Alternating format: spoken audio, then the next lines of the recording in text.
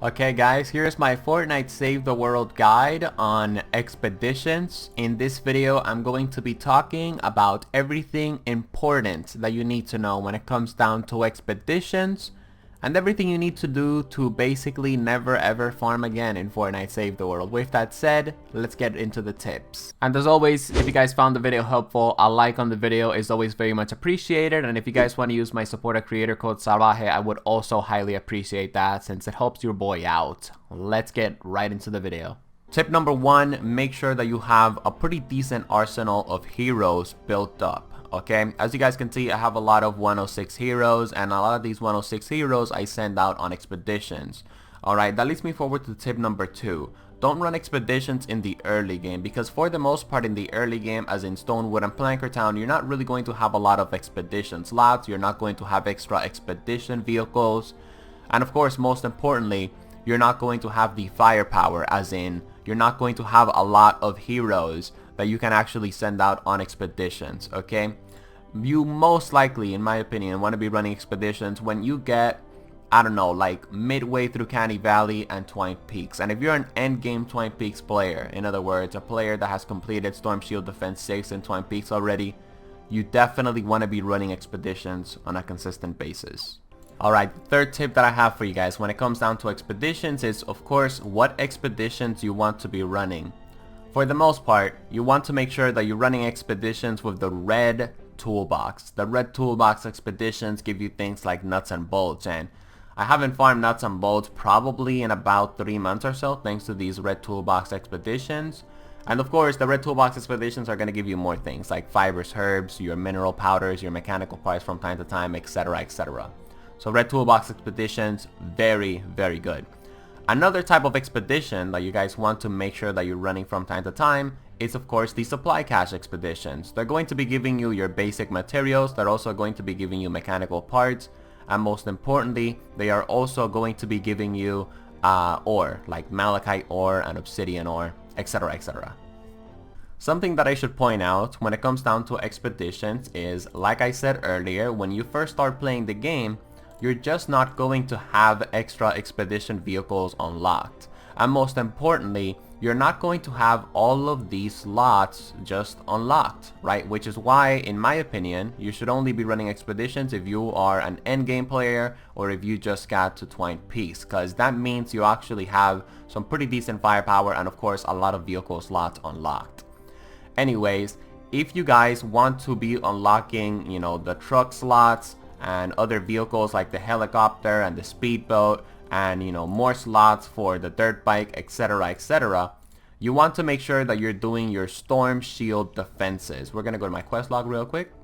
We're gonna go to side quest, and you should have like Plankertown Storm Shield Defense 4 or 5 or 6, or Canny Valley Storm Shield Defense 4 or 5 and 6. Make sure that of course you finish SSD 6 on Stonewood, Plankertown, and of course Canny Valley and Twine Peaks as well, so that you can maximize your expedition slots and your expedition vehicles. Next thing that I need to point out when it comes down to expeditions is of course the slot bonus.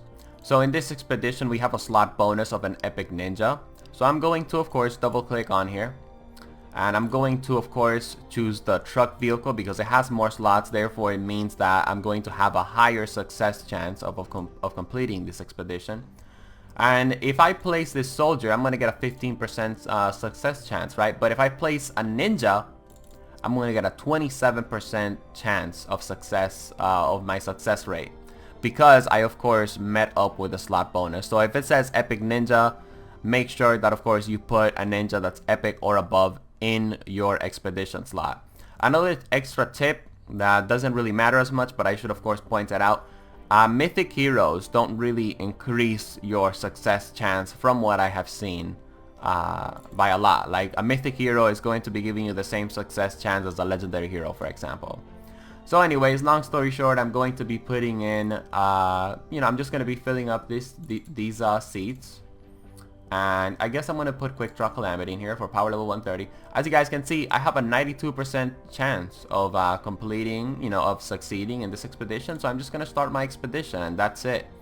You know, now in about 21 hours, I'm going to have a supply cache that's going to be giving that's going to be giving me a lot of pretty good supplies. The last thing that you need to know when it comes down to expeditions is of course the power level. Now from my understanding, when it comes down to power level 275 to 475, you're going to be getting tier 3 materials from those expeditions. So if you want tier 4 materials, do expeditions that are above power level 475. Again, from my understanding, I know White Sushi has a spreadsheet on expeditions, but honestly, I'm really dumb when it comes down to spreadsheets. I don't understand anything on that spreadsheet, my boy. So all of this just comes from my personal knowledge. Let's just talk about, some frequently asked questions. Like for example, why should I not run the Stack of Traps expeditions or the Stone Cache expeditions or the People expeditions? It's just not worth it, honestly. Anyways, you definitely want to make sure that you're also running supply cache expeditions when it comes down to the boats, as well as of course the helicopters. Alright, it is very important that you guys run these because they are going to be giving you of course pretty good materials. A lot of people only run truck expeditions because of the red toolbox. I disagree. You want to make sure that you're running as many expeditions as you can. Supply cache or red toolboxes, like I said. And that is your all-in-one guide to expeditions in Fortnite Save the World.